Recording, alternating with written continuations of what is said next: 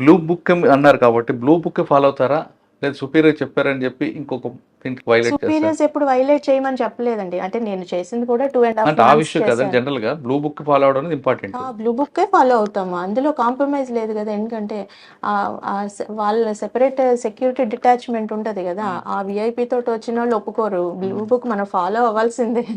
దాంట్లో ఇంకా కానీ అక్కడే కొంచెం ఇష్యూస్ వస్తుంటాయండి. వస్తుంటాయి. కొంత పొలిటీషియన్స్ వస్తారన్న పంపండి అంటారు, ఇవన్నీ కూడా హెడేక్స్ ఉంటాయి. అవన్నీ మరి టాక్ట్ఫుల్ గా, మీకు తెలుసు టాక్ట్ఫుల్ గా డీల్ చేసినవి అవన్నీ. ఓకే అండి, తర్వాత ఎక్కడికి వచ్చి ఐఎస్డబ్ల్యూ గారు?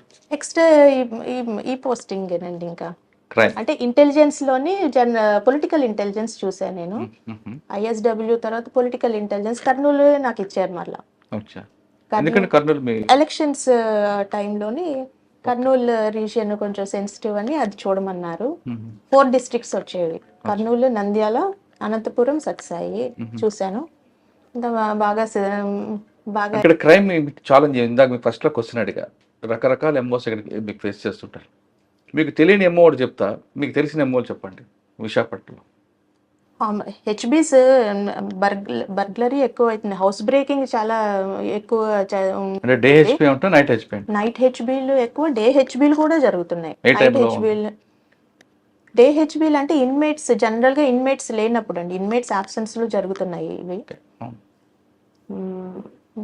నైట్ హెచ్బీలు ఎక్కువ జరుగుతున్నాయి. ఇవేంటంటే lock break, mainly lock break చేస్తున్నారు.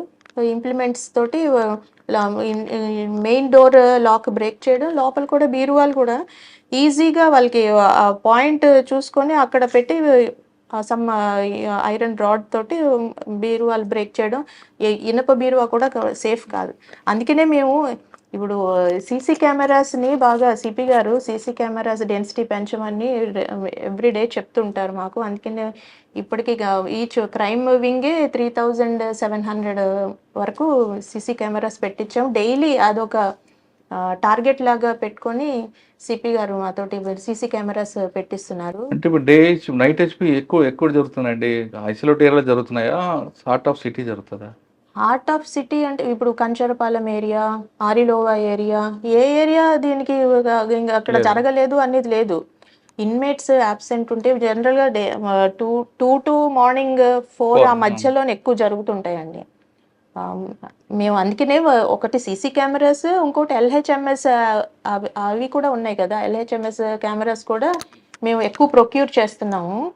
అవి యూస్ చేసుకోమని పబ్లిక్కి మేము చెప్తున్నా, అవేర్నెస్ ప్రోగ్రామ్స్లో కూడా చెప్తున్నాయి. అవి పెట్టుకుంటే ఏంటంటే వాళ్ళు లేనప్పుడు ఒకవేళ ఎవరైనా బ్రేక్ ఇన్ అయినా కూడా ఇమీడియట్గా పోలీస్కి అలర్ట్ వస్తుంది, మాకు కనిపిస్తుంది. అది వెంటనే మేము వెళ్ళి వాళ్ళని రెడ్ హ్యాండెడ్గా పట్టుకునే అవకాశం ఉంటుంది, ప్రివెంట్ చేసే అవకాశం ఉంటుంది.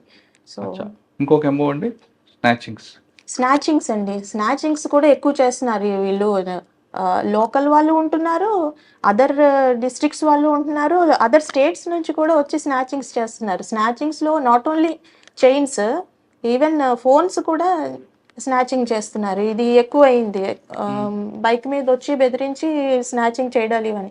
కానీ అంతే ఎంత జరుగుతున్నాయో అంతే వేగంగా మేము డిటెక్ట్ కూడా చేస్తున్నాం. చాలా డిటెక్షన్స్ ఉన్నాయి, వెంటనే పట్టుకునేవి చాలా ఉన్నాయి కేసెస్. ఇవి కూడా స్నాచింగ్స్ చేస్తున్నారు వీళ్ళు.